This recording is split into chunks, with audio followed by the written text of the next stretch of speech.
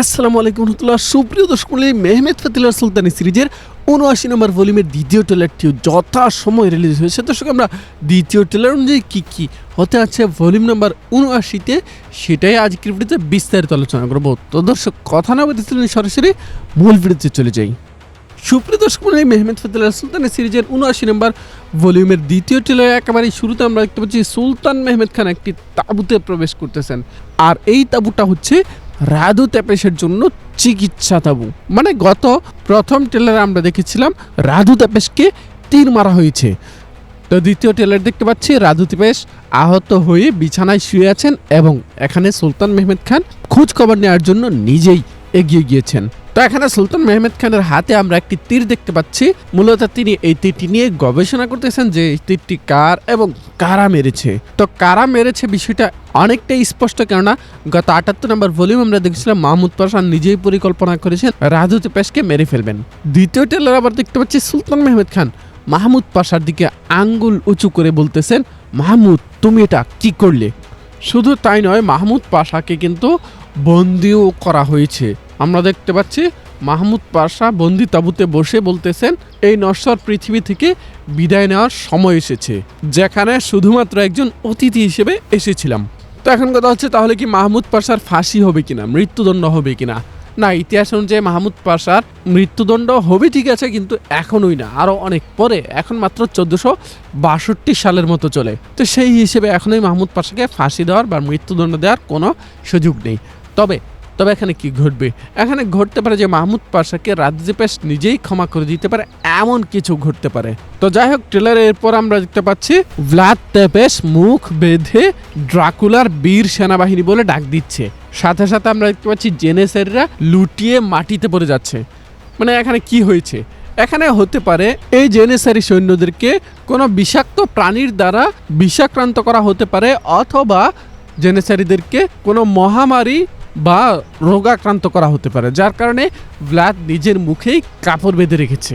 এখানে ভ্লাদ বলতেছে মৃতদের সেনাবাহিনী। তো এরপরে সিন আমরা দেখতে পাচ্ছি শাহজাদা সুলাইমান এবং মৎস্যকন্যা ইরেনা দাঁড়িয়ে আছে।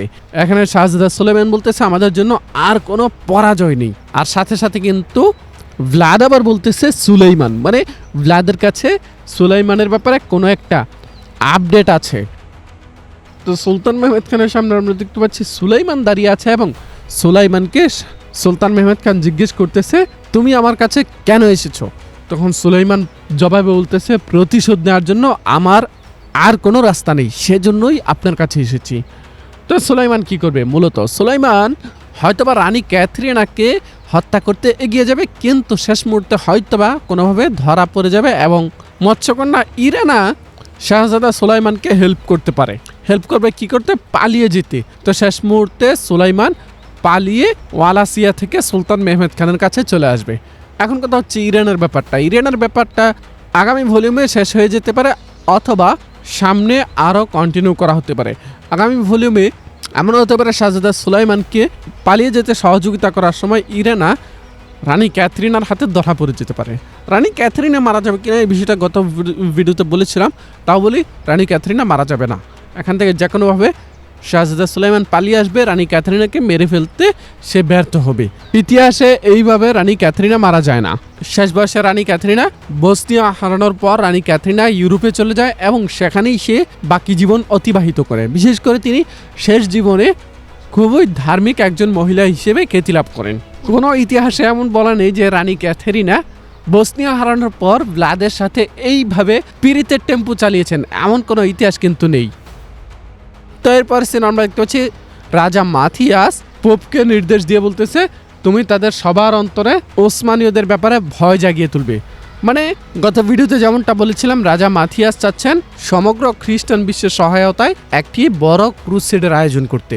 তো ইউরোপের খ্রিস্টান রাষ্ট্রগুলো ওসমানীয়দের কাছে মার খেয়ে আর কোনো ক্রুসেড আয়োজন করতে রাজি ছিল না।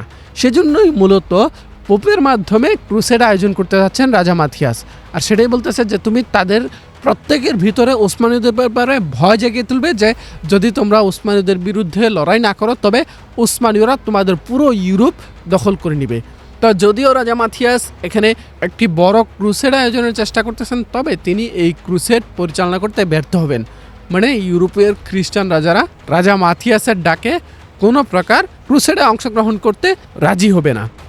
তো এদিকে আবার আমরা দেখতে পাচ্ছি সুলতান মেহমেদ খানের তাঁবুতে দিওয়ান চলছে, যেই দিওয়ানে সুলতান মেহমেদ খান এব্রানুসুল্লাহ আলী বেকে উদ্দেশ্য করে বলতেছে এখন থেকে অতর্কিত সকল হামলা মোকাবেলার দায়িত্ব আকিনজিদের। পূর্বে জেনেসারিদের থাকলেও সেই দায়িত্ব জেনেসারিদের থেকে সরিয়ে আকিনজিদের উপর দিয়েছেন সুলতান মেহমেদ খান। আর এতে কিন্তু একটু মুখকে গোমরা করে ফেলেছেন জেনেসারি আগা দোগান, কেননা যুদ্ধ শিবির কিংবা সুলতান মেহমেদ খান প্রত্যেকেরই নিরাপত্তার দায়িত্ব এতদিন জেনেসারিদের কাঁধে ছিল। এদিকে বনের মধ্যে আমরা দেখতে পাচ্ছি এব্রানুসুল্লাহ আলী ব্যাপার বলতেছেন আমরা সহজেই কাজটা সম্পন্ন করব। মানে এব্রানুসুল্লাহ আলী বে হয়তো কোনো না কোনো আক্রমণের পরিকল্পনা করতেছেন। আর এখানে এব্রানুসুল্লাহ আলীবের সাথে রয়েছেন শামিল বে বা আলীবেরা।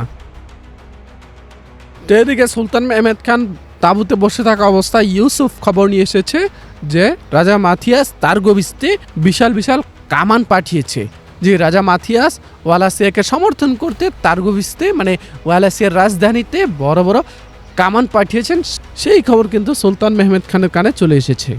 আমরা দেখতেও পাচ্ছি তার্গোবিস্তে রানী ক্যাথেরিনার সামনে বিশাল বিশাল কামান দেখা যাচ্ছে, আর এগুলো হাঙ্গেরিয়ার কামান।